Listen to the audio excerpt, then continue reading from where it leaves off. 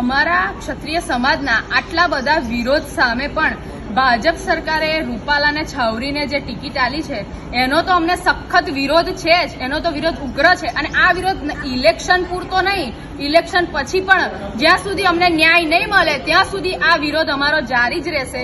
અને તમારા આ માધ્યમ દ્વારા મારે મોદીજી સુધી એક વાત પહોંચાડવી છે કે એ આટલી મોટી મોટી મહિલા સશક્તિકરણની વાતો કરે છે. મેં એમના ઘણા પ્રવચન સાંભળ્યા છે, ભાષણ સાંભળ્યા છે, અને હું એવું માનતી હતી કે મોદી સાહેબ સ્ત્રીઓ પ્રત્યે બહુ સંવેદનશીલ છે.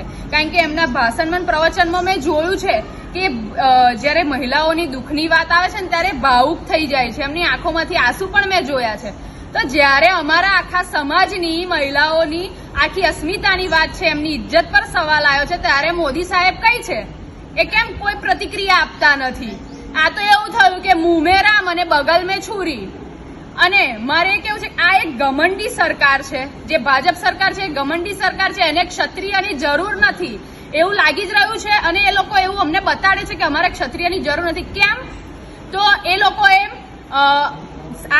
આ બધું જે છે સરકારી પ્રશાસનોનો ઉપયોગ કરીને એ લોકો અમારા આંદોલનને દબાવવા માંગે છે. પણ ભાઈ, અમે તો ક્ષત્રિય છે ને, અમારો ધર્મ જ છે લડવું. એમ અમે ચાહે રણ મેદાનમાં લડતા હોઈએ કે ઉપવાસ પર બેસીને લડતા હોઈએ, અમારા શસ્ત્ર બદલાયા છે, અમારું લોહી બદલાયું નથી. અને તમે લોકો આ એટલા જ બધા સક્ષમ છો, તમે એટલો જ બધું કોન્ફિડન્સ છે, બધું બરોબર, તો પછી તમે લોકો અમારા સમાજના આગેવાનોને બોલાવીને છુપાઈને કેમ મિટિંગો કરો છો?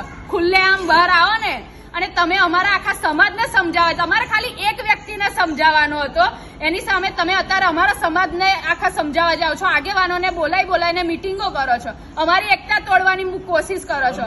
પણ જ્યારે ક્ષત્રિય સમાજ એક થાય ને ત્યારે એમાં કોઈનું ચાલશે નહીં. અને અમે બધા અત્યારે ક્ષત્રિયો એક જ છીએ.